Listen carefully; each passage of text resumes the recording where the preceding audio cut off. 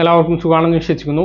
വളരെ പ്രധാനപ്പെട്ട 3 അറിയിപ്പുകളാണ് ഈ ഒരു വീഡിയോയിൽ നിങ്ങളുമായി പങ്കുവെക്കുന്നത്. ആദ്യത്തെ അറിയിപ്പായിട്ട് പറയാനുള്ളത്, ഉപയോഗിക്കാതെ കിടക്കുന്ന അക്കൗണ്ടുകൾ പഞ്ചാബ് നാഷണൽ ബാങ്ക് സെറ്റിൽ ചെയ്യാൻ വേണ്ടി പോവുകയാണ്. കഴിഞ്ഞ 3 വർഷമായി ഈ 2024 ഏപ്രിൽ 30 വരെ ഉപയോഗിക്കാതെ കിടക്കുന്ന പഞ്ചാബ് നാഷണൽ ബാങ്കിലെ സീറോ ബാലൻസ് അക്കൗണ്ടുകളാണ് ഇങ്ങനെ സെറ്റിൽ ചെയ്യുന്നത്. ഈ അക്കൗണ്ട് ഇല്ലാതാക്കുന്നത്. തുടർന്നും ഈ അക്കൗണ്ടുകൾ ഉപയോഗിക്കണം എന്നുള്ള ആളുകൾ ഉടൻ തന്നെ ബാങ്ക് ശാഖയിലെത്തി KYC നടപടികൾ പൂർത്തീകരിക്കണം എന്ന് പഞ്ചാബ് നാഷണൽ ബാങ്ക് അറിയിച്ചിട്ടുണ്ട്.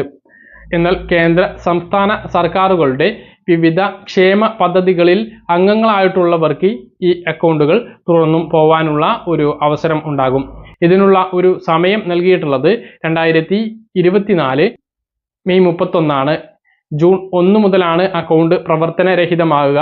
തുടർന്നും ജൂൺ 1 ശേഷം അക്കൗണ്ട് പ്രവർത്തനരഹിതമാകണമെങ്കിൽ പുതിയ രേഖകൾ നൽകിക്കൊണ്ട് അപേക്ഷ സമർപ്പിക്കേണ്ടി വരും. മറ്റൊരു പ്രധാനപ്പെട്ട അറിയിപ്പ്, ബാങ്കിംഗ് ഇതര ധനകാര്യ സ്ഥാപനങ്ങളിൽ നിന്നും സ്വർണ്ണ വായ്പ എടുക്കുന്നത് വളരെ സാധാരണമാണ്. എന്നാൽ ഇനി മുതൽ സ്വർണ്ണ വായ്പ എടുക്കുന്ന ആളുകൾക്ക് പണമായിക്കൊണ്ട് 20,000 രൂപ മാത്രമാണ് ലഭിക്കുക. ബാക്കി തുക ലോൺ എടുക്കുന്ന ആളുടെ ബാങ്ക് അക്കൗണ്ടിലേക്ക് കൈമാറും. തുടർച്ചയായിട്ട് ബാങ്ക് അവധി വരുന്ന ദിവസങ്ങളിൽ സ്വകാര്യ ധനകാര്യ സ്ഥാപനങ്ങളിൽ സ്വർണം വെച്ച് പണം കൈവശപ്പെടുത്താം എന്ന് കരുതുന്ന ആളുകൾ, പ്രത്യേകിച്ച് ആശുപത്രി ചെലവുകളൊക്കെ പെട്ടെന്ന് ഉണ്ടാകുന്ന സമയത്ത് സ്വകാര്യ ധനകാര്യ സ്ഥാപനങ്ങളെ സമീപിക്കാറുണ്ട്. അങ്ങനെയുള്ള ആളുകൾക്ക് ഇത് വലിയ തിരിച്ചടിയാണ്. നേരിട്ട് 20,000 രൂപ മാത്രമാണ് കിട്ടുക. അതിനുശേഷം ബാക്കിയുള്ള തുക ബാങ്ക് അക്കൗണ്ടിലേക്കാണ് ലഭിക്കുക. കൂടുതൽ തുക ഉണ്ട് എങ്കിൽ ATM-ലൂടെ പിൻവലിക്കുന്നതിന് ഒരു പരിധി ഉണ്ടാകും. അത് വളരെ ബുദ്ധിമുട്ടുണ്ടാക്കുന്ന ഒരു കാര്യമാണ്.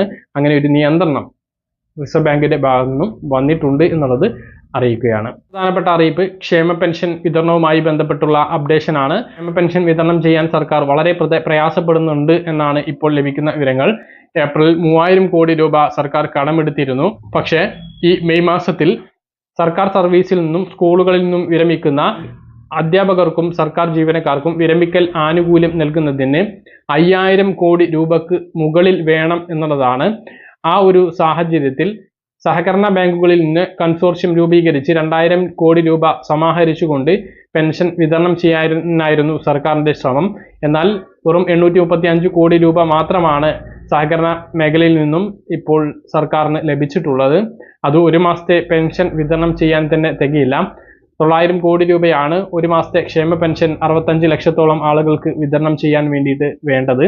അത് തികയാത്ത സാഹചര്യത്തിൽ ഒറ്റ മാസത്തെ പെൻഷൻ ആയിരിക്കും മെയ് മാസത്തിൽ ലഭിക്കുകയാണ് എങ്കിൽ ഉണ്ടാകുക. ഇതുവരെ മെയ് മാസത്തെ ഒരു പെൻഷൻ വിതരണവുമായി ബന്ധപ്പെട്ട ഒരു അറിയിപ്പും വന്നിട്ടില്ല. ഏപ്രിൽ മാസം മുതൽ അതാത് മാസത്തെ പെൻഷൻ വിതരണം ചെയ്യും എന്ന് ധനമന്ത്രി നേരത്തെ വ്യക്തമാക്കിയിരുന്നു എങ്കിലും അത് ഈ വർഷവും നടപ്പിലാവാൻ സാധ്യതയില്ല. ഇങ്ങനെ വഴുകി പോകും എന്നുള്ളതാണ്. ഇപ്പോഴുള്ള 6 മാസത്തെ കുടിശ്ശിക 10 മാസമോ 12 മാസമോ, അതായത് ഒരു കൊല്ലಕ್ಕೆ കുടിശ്ശികയാവുന്ന ഒരു സ്ഥിതി ഉണ്ടാകുമോ എന്ന ആശങ്കയുണ്ട്. ഇപ്പോൾ നമുക്കറിയാം, കെട്ടിട നിർമ്മാണ തൊഴിലാളി പെൻഷൻ വാങ്ങുന്ന ആളുകൾക്ക് 13 മാസമായിട്ട് പെൻഷൻ കുടിശ്ശികയായി കിടക്കുകയാണ്. ക്യാൻസർ രോഗികൾക്ക് കഴിഞ്ഞ 8 മാസമായിട്ട് പെൻഷൻ ലഭിക്കുന്നില്ല. ആശ്വാസ കിരണം പെൻഷൻ പദ്ധതി നൽകാത്തതിന്റെ അടിസ്ഥാനത്തിൽ മനുഷ്യാവകാശ കമ്മീഷന്റെ ഇടപെടൽ ഉണ്ടായിരുന്നു. അത് ഉടനെ നൽകാനുള്ള ഒരു നടപടി സ്വീകരിക്കണം എന്ന് മനുഷ്യാവകാശ കമ്മീഷന്റെ ഉത്തരവ് വന്നിരുന്നു. ഈ ഒരു അവസ്ഥയിലേക്ക് ക്ഷേമ പെൻഷനും പോകുമോ എന്നുള്ള ആശങ്കയാണ് നിലവിലുള്ളത്. ഇപ്പോൾ ഒരു മാസത്തെ പെൻഷൻ ലഭിച്ചാലായി, അതിൽ കൂടുതലൊന്നും പ്രതീക്ഷിക്കരുത് എന്നാണ് ക്ഷേമ പെൻഷനുമായി ബന്ധപ്പെട്ട് നിങ്ങളെ അറിയിക്കാനുള്ളത്. ക്ഷേമ പെൻഷൻ വിതരണം ചെയ്യാനാണ് 2023 ഏപ്രിൽ 1 മുതൽ 2 രൂപ പെട്രോളിനും 2 രൂപ ഡീസലിനും സെസ് പിരിച്ചു തുടങ്ങിയത്. മറ്റു സംസ്ഥാനങ്ങളെ അപേക്ഷിച്ച് 2 രൂപ കൂടുതലാണ് പെട്രോളിനും ഡീസലിനും. ഇപ്പോൾ നമുക്കറിയാം, ഒരു ഭിന്നശേഷിക്കാരൻ പെൻഷന് അർഹനായിരിക്കും. അവന് ഇരുചക്ര വാഹനത്തിൽ അദ്ദേഹത്തിന് ഓട്ടാൻ കഴിയുന്ന രൂപത്തിലുള്ള 4 ചക്രം പിടിപ്പിച്ച ഒരു വാഹനത്തിന്, അങ്ങനെയുള്ള വാഹനങ്ങൾക്ക് ഇന്ധനക്ഷമത മൈലേജ് കുറവായിരിക്കും. ആ വാഹനവുമായിട്ട് പെട്രോൾ പമ്പിൽ പോയിട്ട് പെട്രോൾ അടിക്കുന്ന സമയത്ത് 2 രൂപ അധികം നൽകണം. എന്തിനാണ്? ക്ഷേമ പെൻഷൻ നൽകാൻ, ഭിന്നശേഷിക്കാർക്കുള്ള പെൻഷൻ നൽകാൻ, വാർദ്ധക്യകാർക്കുള്ള പെൻഷൻ നൽകാൻ. ഇതിന് ദിവസവും അദ്ദേഹം എപ്പോഴൊക്കെ പെട്രോൾ അടിക്കുന്നുണ്ടോ ആ സമയത്തൊക്കെ 2 രൂപ അധികം നൽകണം. പക്ഷെ ആ ആൾക്ക് തിരിച്ച് പെൻഷൻ കിട്ടുന്നുണ്ടോ? അതൊട്ട് ഇല്ലതാനും. അങ്ങനത്തെ ഒരു അവസ്ഥയാണ് സംസ്ഥാനത്തുള്ളത് എന്നുള്ളത് വളരെ ആശങ്ക ഉണ്ടാക്കുന്ന കാര്യമാണ്. നമ്മുടെ ഈ ഒരു പ്രതിസന്ധിക്ക് കാരണം കേന്ദ്രം സാമ്പത്തികമായി ഞെരുക്കിയത് കൊണ്ടാണ് എന്നൊക്കെ സംസ്ഥാന സർക്കാർ പറഞ്ഞിരുന്നു. എന്നാൽ കേന്ദ്രം ആര് ഭരിക്കണം എന്ന് തീരുമാനിക്കുന്ന നിർണായകമായിട്ടുള്ള ഒരു തെരഞ്ഞെടുപ്പ് നടക്കുമ്പോൾ ഒരു പ്രതിപക്ഷ മുഖ്യമന്ത്രി കൂടിയായിട്ടുള്ള, രാജ്യത്തെ ഏക കമ്മ്യൂണിസ്റ്റ് മുഖ്യമന്ത്രിയായിട്ടുള്ള നമ്മുടെ സംസ്ഥാന മുഖ്യമന്ത്രി പിണറായി വിജയൻ ഇപ്പോൾ വിദേശ യാത്രയിലാണ്. ഔദ്യോഗിക പരിപാടികൾക്ക് പോയിട്ടില്ല, ടൂറിന് വേണ്ടിയിട്ട് കുടുംബാംഗങ്ങളോടൊപ്പം പോയിരിക്കുകയാണ്.